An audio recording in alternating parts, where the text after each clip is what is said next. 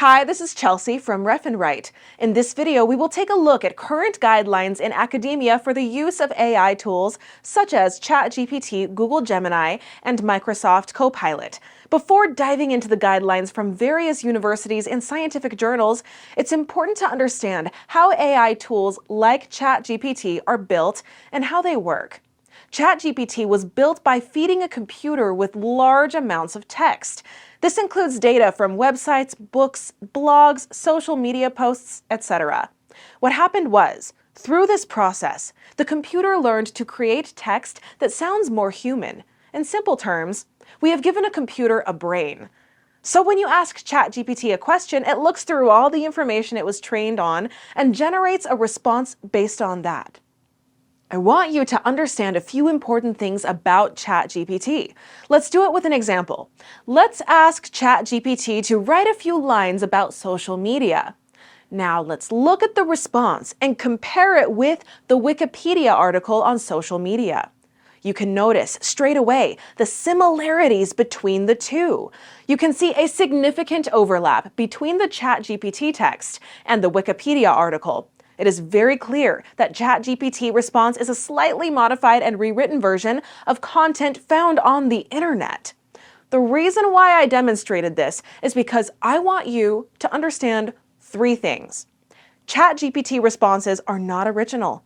They are simply synthesized from the data it was trained on, mostly stuff from the internet. As we all know, anybody can upload content on the internet. The internet contains both accurate and inaccurate information. So, the responses you get from AI tools may not be trustworthy. Please remember these things whenever you are working with AI tools like ChatGPT. Now you have a basic understanding of ChatGPT. Let's look at the current guidelines across universities and scientific journals. We went through university guidelines of hundreds of universities regarding the use of AI. Here is the guideline from one of the leading universities in the world. The general guideline is that students should not submit AI-generated content as their own original work for assessments. This will be considered plagiarism.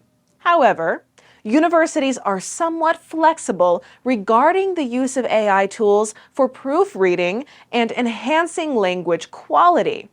So what does it mean? It means that you cannot ask ChatGPT to write the essay for you. For example, let's say you have to submit an essay for your assessment about social media. You decide to ask ChatGPT to write a 1,000-word essay about social media and then submit it as your own work. This will be considered plagiarism, and you will be in trouble. However, you can use AI tools to fix grammatical mistakes and improve the style and readability of your text.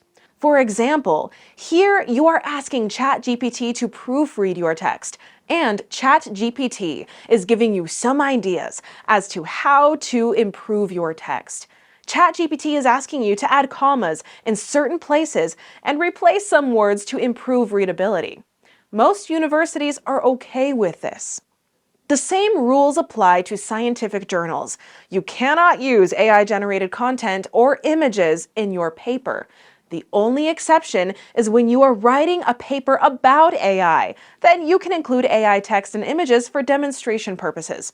However, it must be clearly labeled and disclosed in your paper. Again, most journals are okay with using AI to refine and proofread your text.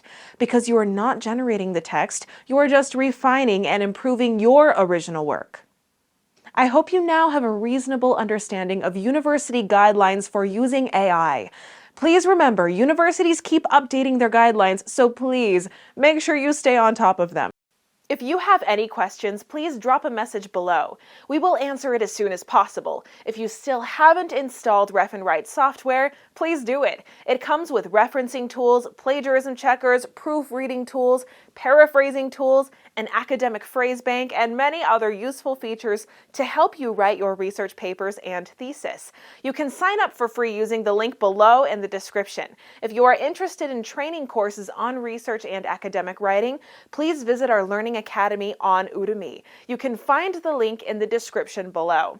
Finally, please subscribe to our channel to get future updates. Bye for now.